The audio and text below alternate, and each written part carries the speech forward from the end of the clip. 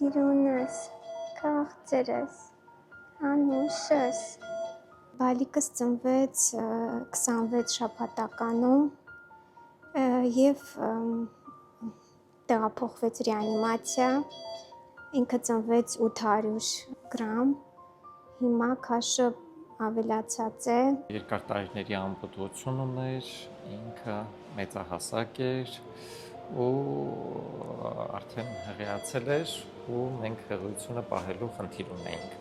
Իմ առաջի բալիկն է, այո, շատ սպասված բալիկ է,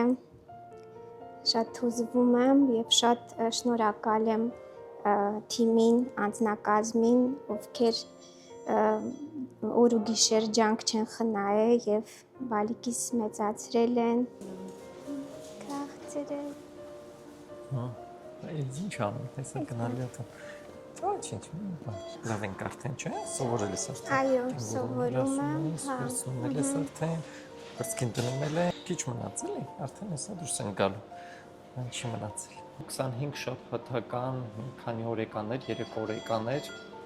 իրա մոտ ցավեր էին սկսվել ու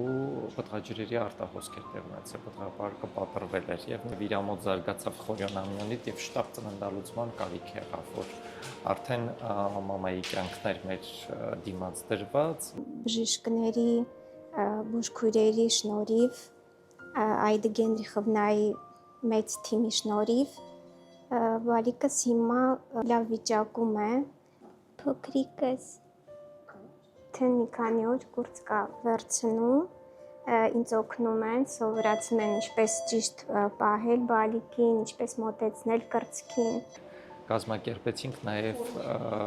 նեյրոպրոտեկցիա արեցինք պտղի ուղեղի հասունացման